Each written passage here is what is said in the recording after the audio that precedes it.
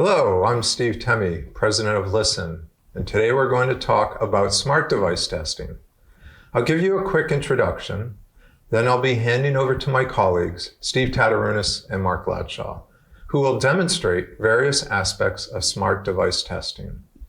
We've got a lot of things to show, so you won't be getting a heavy sales pitch from me. What we're going to do instead is demonstrate smart device measurements from component selection to pre-certification testing to demonstrate how SoundCheck is a useful tool for all stages in the development process. Pretty much every device these days is a smart device, and as far as testing is concerned, this means the convergence of tests from a whole lot of different applications. One of our advantages is that we've been testing speakers and microphones since 1995 and telecom devices since the late 1990s. We've been doing open-loop testing since 2007. We actually devised these techniques way back then for MP3 players.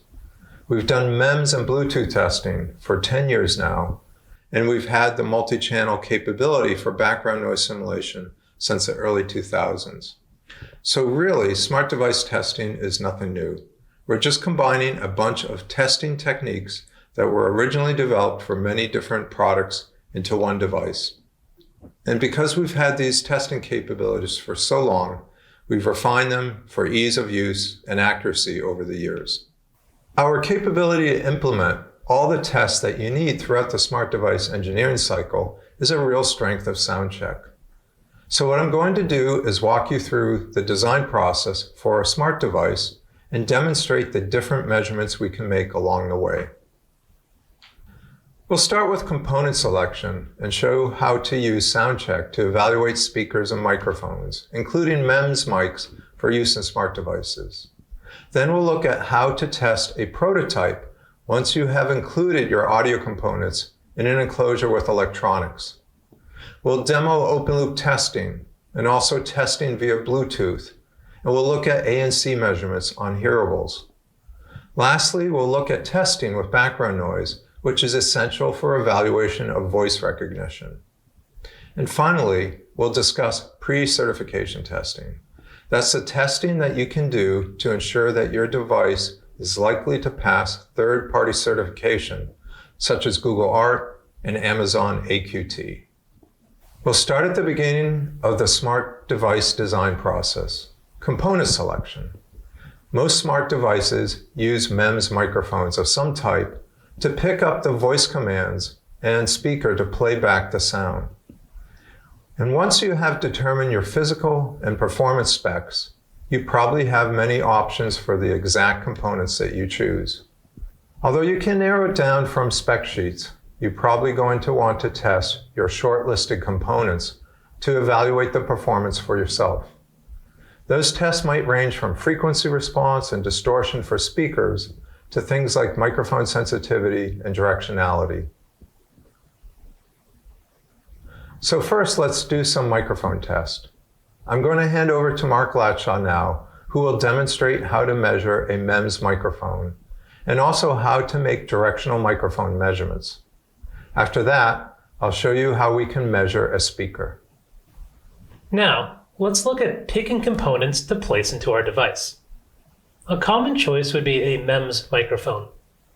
MEMS are micro-electro-mechanical systems. These are small microphones that can easily fit into an enclosure without taking up a lot of space. We can test their performance in SoundCheck at the component level to help us decide if this microphone would be a good fit for our use case. For MEMS microphone testing, we can use the Portland Tool & Die DCC 1448 or the PQC 3048, which I'm using here. These have different options for testing the device, and the DCC 1448 is usually used in an R&D environment, where the PQC 3048 would be used in a production environment. Directly on our website, we have a digital microphones testing package that can be downloaded for free to use with these devices. Here we have 3 different sequences.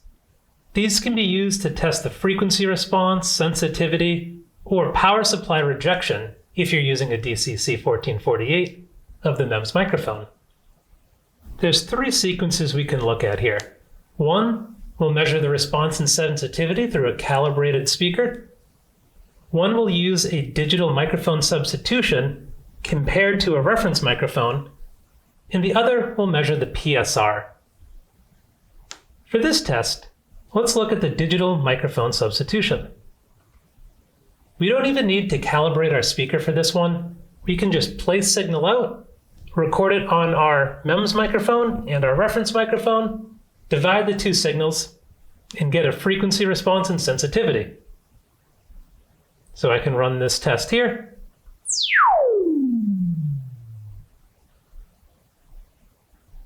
And here we can see the frequency response of my digital microphone, the frequency response of my reference mic, and then by dividing the 2, I can get the response of my digital microphone.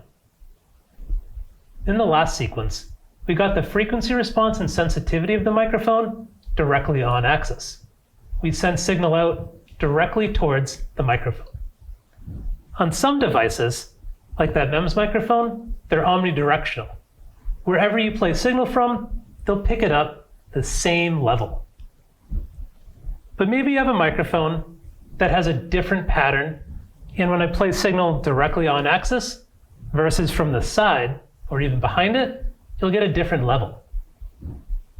This microphone will have a cardioid pattern, so what I can do is place signal from my source speaker, record it directly on axis to my microphone, and then using the Portland Tool and Die MDT4000 turntable, I can rotate my microphone under test, so I'm able to capture not just on axis, but different degrees. For this, I'm going to use a microphone polar plot sequence included with SoundCheck that uses the MDT4000 turntable. When I run the sequence, we're first going to test directly on axis. This will be the reference. After we test directly on axis, my turntable will move the microphone and capture every angle that I specify to get a cardioid pattern, and it will be displayed in a polar plot. So we'll run the sequence here.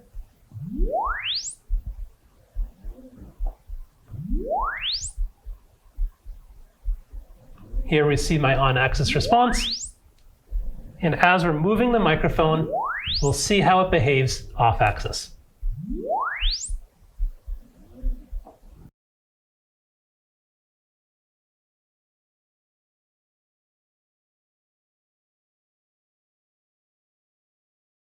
So here's our data.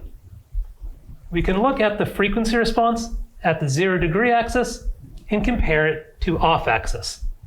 This is important when you're designing something like a smart speaker because it's useful to know where your microphone will be the most sensitive. If you're directly on axis to a microphone, or if I walk behind it and speak, it's useful to know what the difference in level might be so I know what to expect when you're trying to interact with the device. Thank you, Mark. So that's how you can test the microphones that are going into your device. And now I'm going to show you how to test the other universal smart device component, the speaker. Now, whether this is a full range, a tweeter, or even a microspeaker for a fitness device or smart earbud, the principle remains the same. I'm going to use a small speaker here for demonstration purposes. It's a lot easier for you to see than a microspeaker. Drivers are one of the easiest things to test in SoundCheck. I'll show you a typical measurement here. It's a simple setup with SoundCheck and an AmpConnect 621, which includes a built-in amplifier. We play a test signal and the software runs a complete set of characterizations such as frequency response, THD, phase, and much more.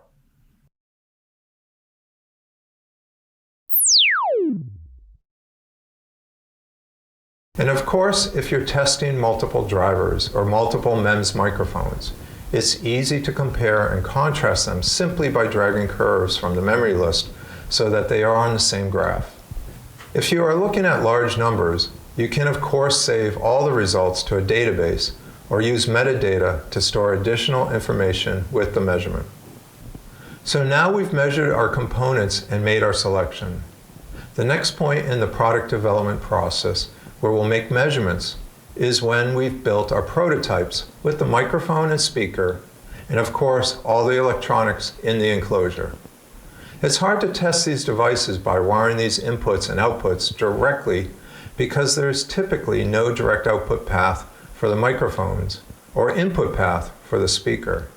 Everything goes via the cloud. Also, smart devices are typically voice activated with no manual controls to facilitate testing. On top of that, they are asynchronous audio devices, therefore subject to sampling rate error or mismatch between the device and the measurement system. That's a lot of measurement challenges. So we need to use open loop testing, a technique for testing a device where the stimulus and response are asynchronous. We were actually the first audio measurement company to introduce open loop testing. Although today this is most commonly used for testing voice-activated devices such as smart speakers, automotive audio, and hearables, we actually developed this way back in 2007 for testing MP3 players. There's a couple of extra things that the software needs to do when we are making measurements without a direct connection.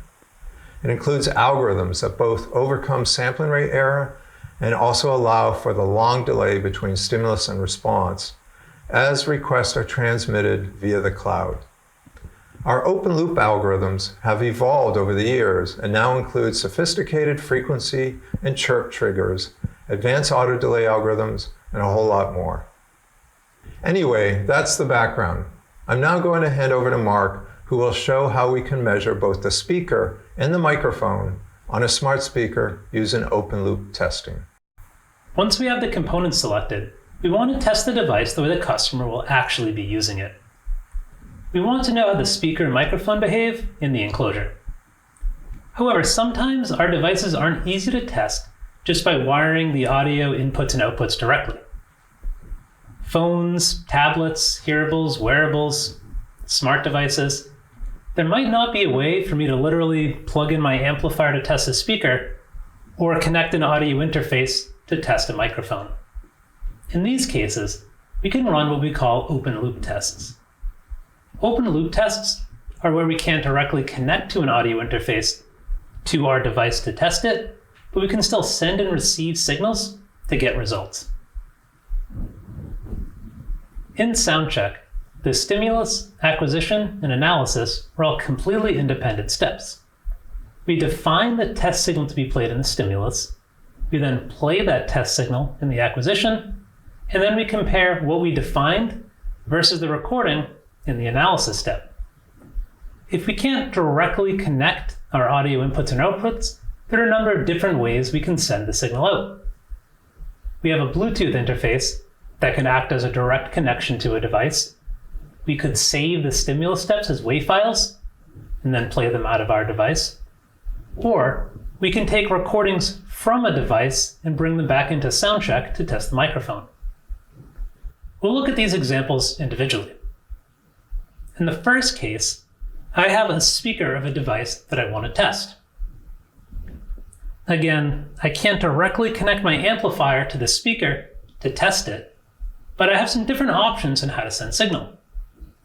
So if this was a device that I created, maybe I have direct access to send out signals through the firmware or development commits.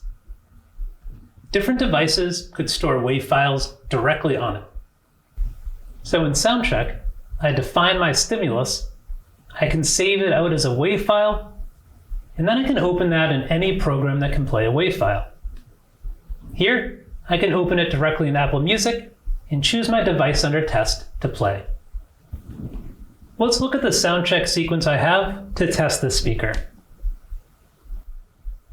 Let's take a look at the stimulus step. Here, I have a compound stimulus.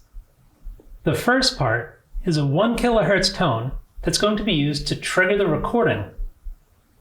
Next, I have silence just to let the device settle. And then last is my actual test signal. The trigger tone and silence are set to do not analyze.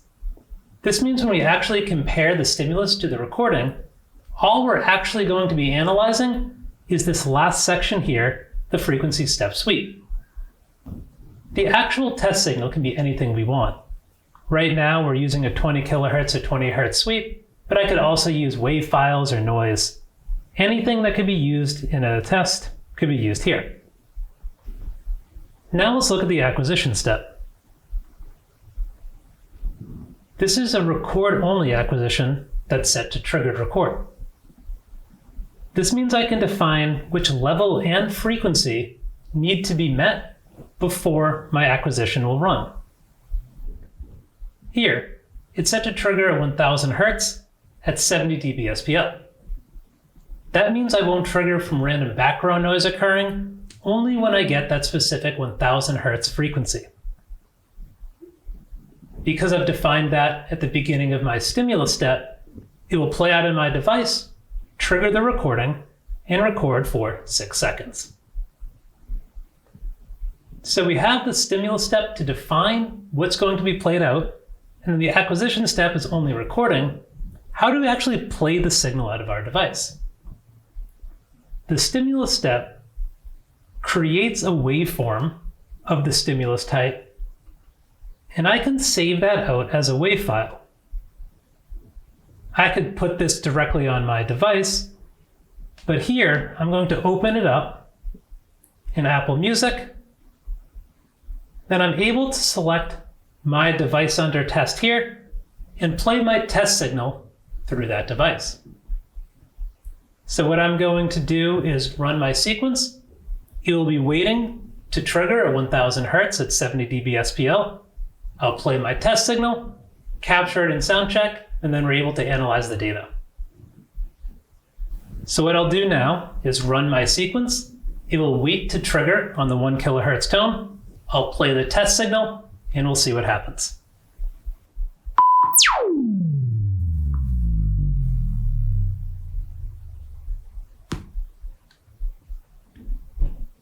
And here we go. So if I look back in SoundCheck now, in the top left, I have the recording from my device under test. Once this waveform is in SoundCheck, I'm able to analyze it the exact same as if this was a closed loop test.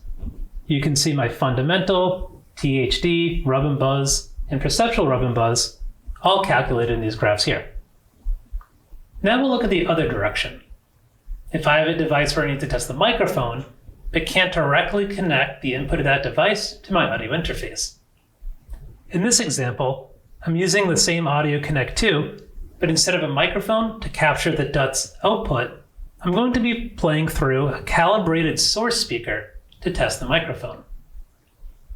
When measuring an open loop device, how the signal gets back to SoundCheck will need to be dependent on how the device itself works. If you can record directly onto the device, you could then record, move the WAV file back to SoundCheck, and recall it in your sequence to be analyzed. If it's a white box device, you might be able to even read directly from the device to copy the WAV files over. Let's take a look at the SoundCheck sequence to test this device. First, we'll start with the stimulus step.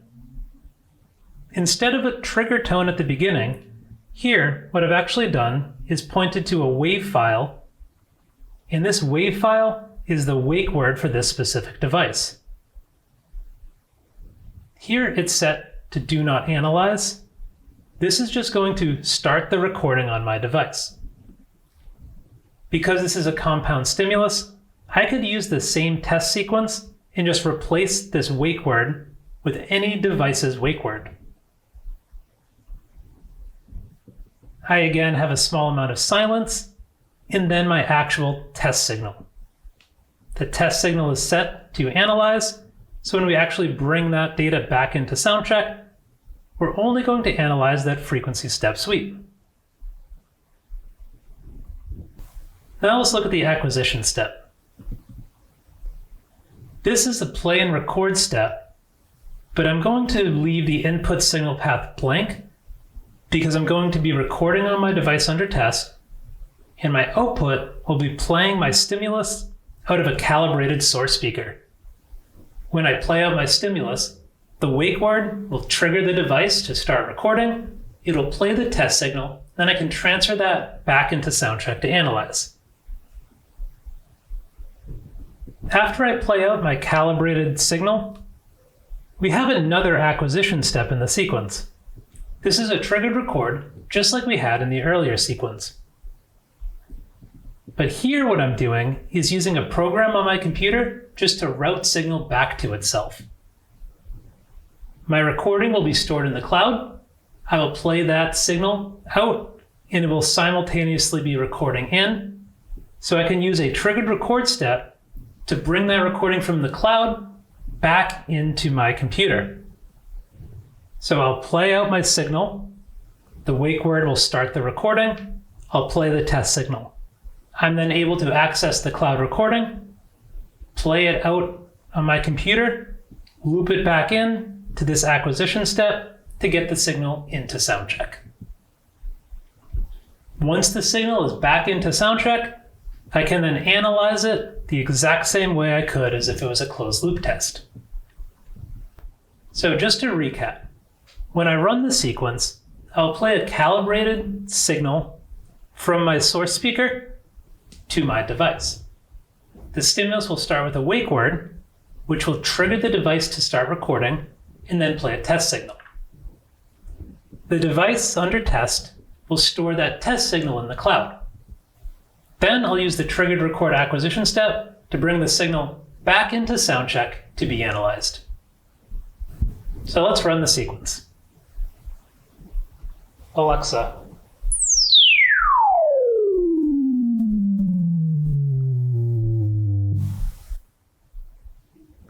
so when the first acquisition step ran, it played the wake word and the device went into recording mode. I played a test signal and that's now on the cloud.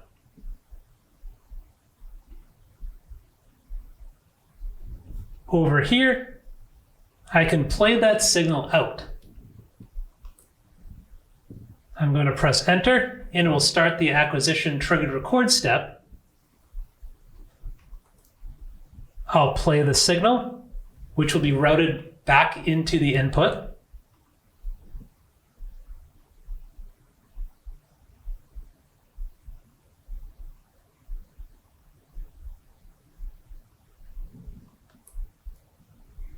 And if we look over here in SoundCheck, we can see the results. In the top left, I have my recorded time waveform. At the beginning is my trigger word, and then we can see the test signal. And just like the other sequence, I'm able to calculate the fundamental frequency response distortion the exact same way as the speaker test. Thank you, Mark. And of course, you probably noticed that all connections to the device under test are via the cloud. As well as being useful for testing your own devices, this is also a really useful technique for benchmarking competitive products, as it does not rely on any special access to the device. Another technique that is really useful for measuring prototypes is testing via Bluetooth. This is particularly important for smart devices like hearables. We can measure standard characteristics such as frequency response, THD, and left-right balance, as well as Bluetooth-specific measurements such as send and receive response. I'm also going to demonstrate how we can measure active noise cancellation on a hearable with both pink noise and real-world voice signals. This is something that practically every headphone and hearable manufacturer needs to do these days. Let's take a look. All right, I'd like to demonstrate how to measure a pair of Bluetooth hearables. And part of that is mounting them on hats with its anthropomorphic ears to get a more realistic representation of how a human would hear with these hearables in their ears. So for starters, I'm going to use the Portland Tool & Die Bluetooth interface to pair to the earphones. And then I'm going to use Audio Connect 2 to actually connect and power the TEDS microphones inside the ear simulators, as well as I used for my SEM microphone to calibrate the mouse simulator. After I measure frequency response, THD, and left-right balance, I'm then going to measure the send response of the hearables. And last but not least, I'm going to show the left-right difference. So let's get started. So I got a hit go, and it's going to tell me, do I want to pair my Bluetooth headphones? And I'm going to say yes. So I'm going to turn these into pairing mode. The white light should flash in a second here. And then the Portland Tool and Die is going to go look for any devices that are open for pairing. So we see we have the AirPod Pros here. So I just hit OK. And once connected, the light should turn green, which it does. So now it's paired. And then it's prompted me to put the earphones in the ear simulator. So I'll do that right now. We'll start with the right ear. And I'm not going to worry too much about the seal right now because it's a bit tricky. I'm going to use SoundCheck to do a seal check to make sure I have a snug fit and that I've got decent bass output. And the way I do that is with the virtual instruments. So it asks me, do I want to check the headphone seal on the ear simulators? And I say yes. And it brings up the signal generator playing pink noise on both the left and right ear. And now we can see the real-time analyzer showing me essentially the frequency response of both left and right ear. So I have a good seal on my right, but not on my left. So I got to tweak that a little. So I just kind of make sure I get a snug fit here. I get a little brief overload, so it'll take a second to settle. But that's okay. SoundCheck will just ignore the overload. And once I get a good seal on my left ear, I can hit continue. So I think I have it pretty well sealed now. So I'm just going to hit enter, and we're going to measure at 96 dB SPL. So the next step is a step sign in 12th octave frequency resolution from 20 hertz to 20 kilohertz. And we will see the frequency response as well as what's called the diffuse field corrected response, which takes into account the ear simulators on hats. There we go. So now we see the frequency response, green and red, a left and right ear. We see the diffuse field corrected, which means ideally it should be more or less flat when we subtract out the ear simulator, which it looks pretty good. And then down below, we see the difference between the left and right ear, the tracking. For the most part, it should be 0, which it is. We've got a little bit of a notch down here, so there's a little difference. And then on the bottom graph, we have total harmonic distortion, left and right ear. So now it asks me if I want to measure the microphone response, otherwise known as the send response. And I say yes. And we'll hear pink noise played out of the mouth. And we will get the frequency response of the send up here. So essentially I'm done now, and it's done asking me whether I want to measure another pair of headphones. So I may want to clear the pairing, or I may want to do some more things with it. So I'll just say no. And I also have information about the sensitivity of my headphones, earphones, as well as the sensitivity of the send response. So now I'm going to demonstrate how to measure these ANC headphones, both with pink noise, kind of a stable background noise, as well as speech, a dynamic signal, which is going to be more difficult to attenuate real time. So in order to make this measurement, I've calibrated a source speaker with pink noise for starts. And I'm going to play it at a known sound pressure level, like 90 dB SPL. And then I'm going to measure the sound field, both with a reference microphone, which will be outside the ear cup, and the ear simulator inside the ear pinna. And that will allow me to look at the difference or the attenuation from the outside to the inside, which is how a normal human would hear. So let's get started. I'm going to play pink noise. I'm going to start the real-time analyzer. And we can see we have two curves. So the blue curve is actually the reference microphone, and the green curve is the ear simulator. And if I want to, I can actually correct for the ear simulator with what's called a DRP to ERP correction, and this should make them be almost about the same. So now that I've removed that, I should be able to see the live difference between the reference microphone and the ear simulator. So let's just put the headphones on without active noise cancellation turned on, just to look at the passive attenuation.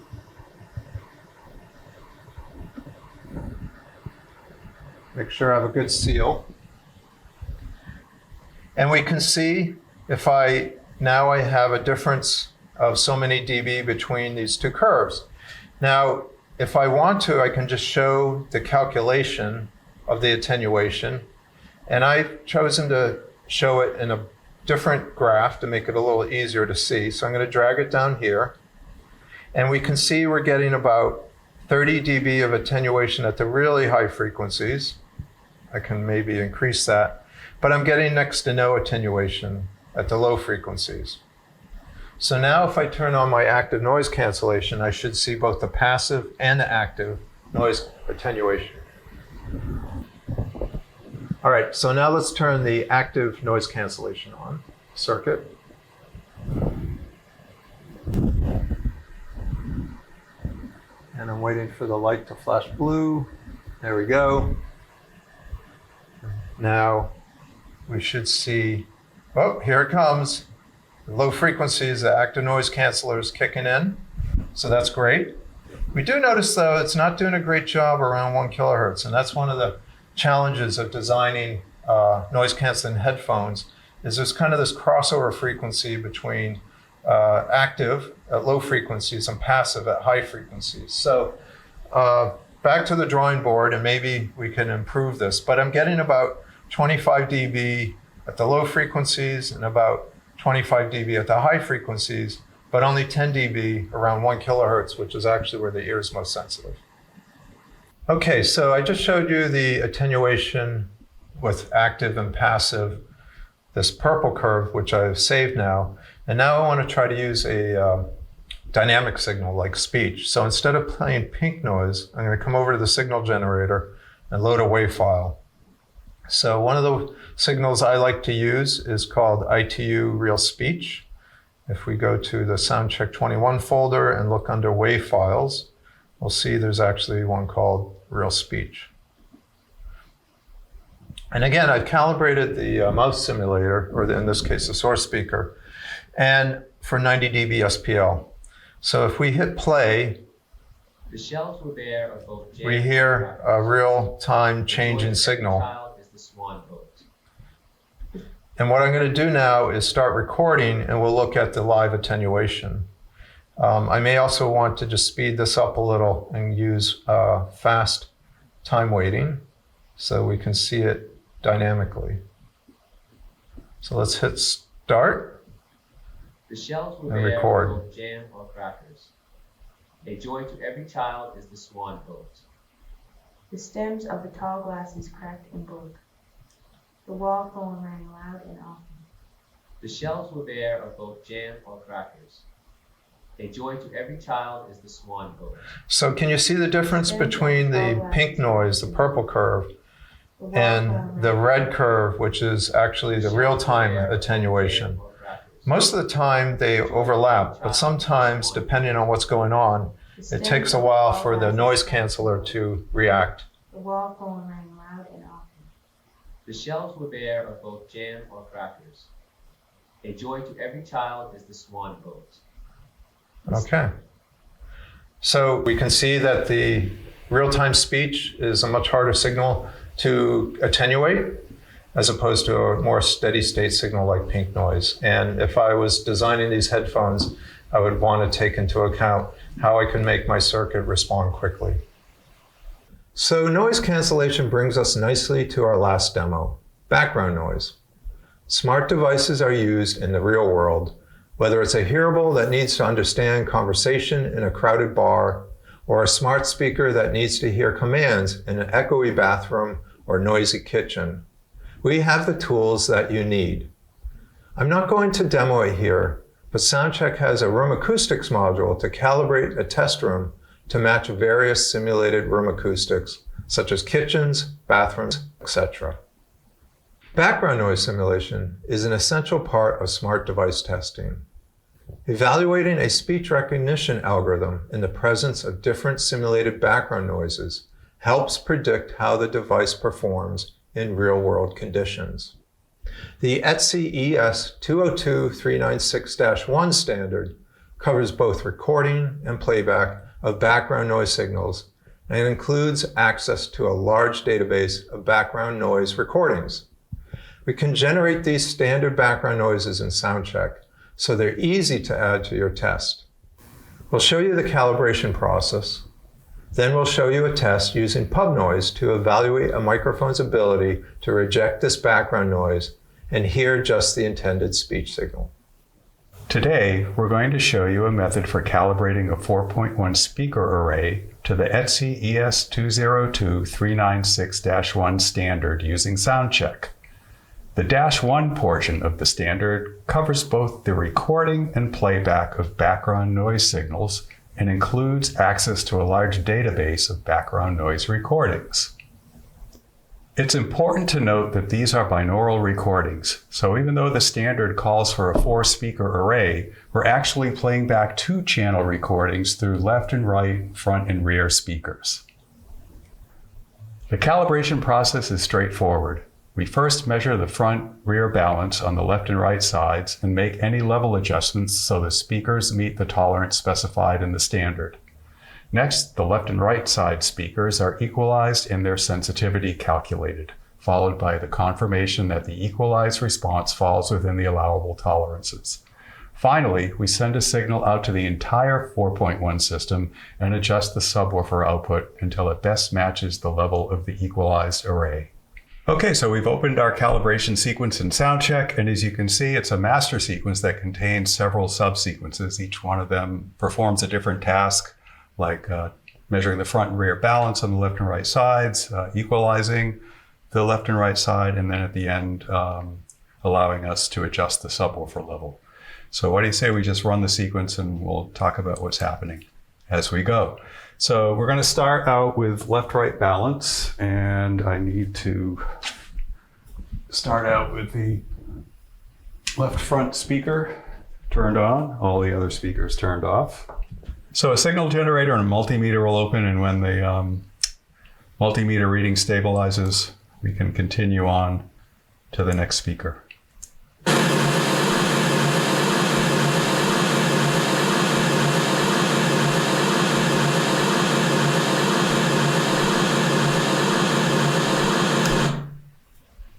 Okay, so we had 87 dB from the front speaker.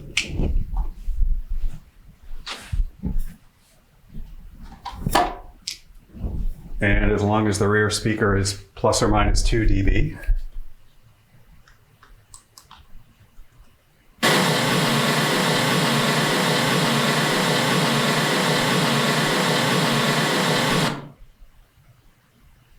We're good to go. We have about a half a dB difference between the two speakers. So let's pop over to the right side. And we're about 0.8 of a dB off here, still well within the allowable standard. So that takes care of the front-rear balance. We're in good shape here. And now we're going to move on to the next section, which measures the sensitivity and equalizes the left loudspeaker. So going to turn all of the speakers on at this point because they can remain on for the rest of our calibration here. So now we're going to play a noise signal out of the left front and rear.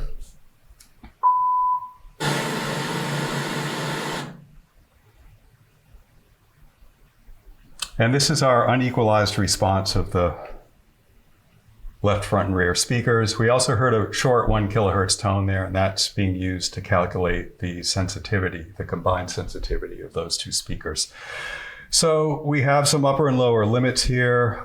They're set by the standard, and we're well within those in terms of the unequalized response of our speakers here. So we're now going to apply the equalization and see how that looks.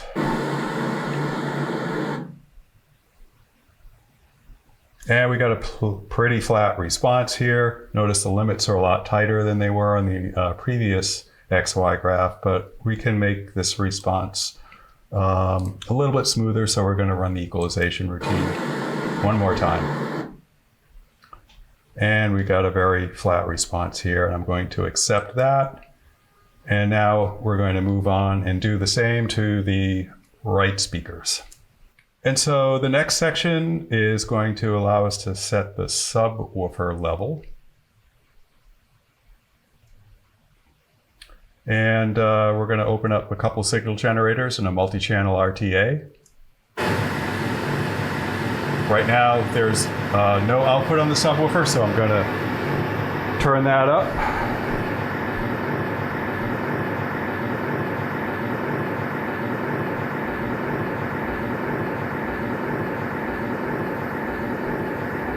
And you can see that we extended the response of our array a little bit below 100 hertz now, so the subwoofer is actually helping us out here.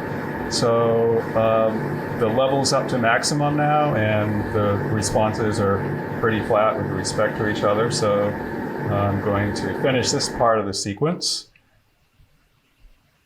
Calibration's complete. And on our final screen here, on the upper XY graph, that's the left and right spectrums of the 4 speakers, left and right, including the subwoofer. And then down below, we have the responses of just the left and right arrays without the subwoofer. And over here in our table, we have the left and right sensitivity values. So there's a quick look at our calibration sequence. And now we're going to perform another test using our calibrated background noise array. All right, so now that we have a calibrated background noise speaker array here, I'm going to show you an interesting application for it. And we're actually going to use it to measure the signal to noise ratio of a microphone. And this isn't a classic signal to noise ratio where we're presenting the microphone with like a 1 kilohertz tone and then comparing it to the noise floor of the microphone. But in this case, what we're actually measuring is the microphone's ability to reject background noise and let signal go through. So in this case, during the measurement, we're going to be playing a signal out of the mouth of our hats here. And that will just be some pre-recorded standard speech. And then the noise is going to come through our 4-speaker and subwoofer array here. And what that is going to be is a binaural recording of pub noise. So it's a pretty classic use case of somebody who might be wearing some Bluetooth buds. They're out with their buds and they have to answer their phone. How well is the algorithm in the phone going to suppress the noise and let the speech through? So we're going to record the speech and the noise on a reference mic here, and then we're going to record the speech and the noise on the earbuds, and then we'll do some post-processing and look at the results.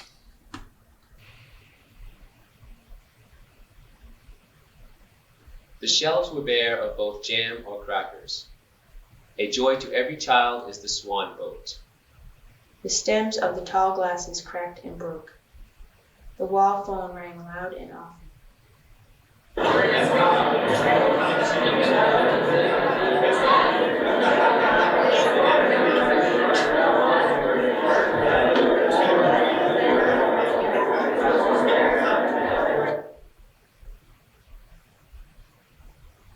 Okay, so here are our results. You might have noticed that as the sequence was running, that there was a long period of silence before we actually heard any of the test signals. And that's because there's a minimum requirement for the noise floor in the room. So we're actually just turning on the microphone, recording our environment, and making sure that we're below that noise floor requirement. And we need to do that for both the reference mic and the DUT mic.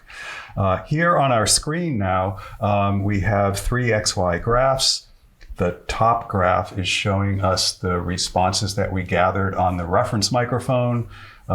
We have our signal output, our noise output, and our ambient output. And then down below here, let me get this graph out of the way. We have the same for the DUT mic, the signal spectrum, the noise spectrum, and our ambient spectrum. And in the end, what we wind up with after doing some post-processing is a signal gain and a noise gain curve. And then we do some post-processing on those 2 curves to get our signal to noise spectrum, which we see down here on our bottom graph. And we can see that these earbuds do a pretty good job of rejecting all of this background noise we were playing with attenuation probably averaging around 20 or so dB up well above 1 kilohertz, 2 kilohertz, and then it tends to trail off a little bit, and it's still giving us some meaningful attenuation out beyond 10K. So here's a great example of how we can use our calibrated speaker array to play back some background noise and measure the signal-to-noise ratio of a microphone embedded in a set of TWS earbuds. I'm often asked if SoundCheck can perform ART or AQT certification. The short answer is no. SoundCheck alone cannot certify to Google or Amazon or anyone else standards at this time. These tests are very specific and extremely tightly controlled. However, most devices that fail these tests fail due to their basic acoustic properties. And that is easily measured and monitored at all stages in the design with SoundCheck, as I just showed you. So really, the bottom line here is that if your design is driven by good testing and your final product has good acoustic properties, then it should pass certification. And what this means is that you can use SoundCheck to ensure that when you send your product out for third-party testing, it passes the first time, saving money and keeping your product launch on track. For example, if you're using your smart device for communication and need to implement standards such as TIA, Double Talk, or Polka, that's also possible. We have a whole video on communication testing on our YouTube channel if you're interested. And if you have smart hearables that incorporate hearing assistance, we have all the functionality to do hearing aid measurements as well. Anyway, I hope this introduction and demos have been useful to you. Please give us a shout if you have any questions. Thank you for joining today.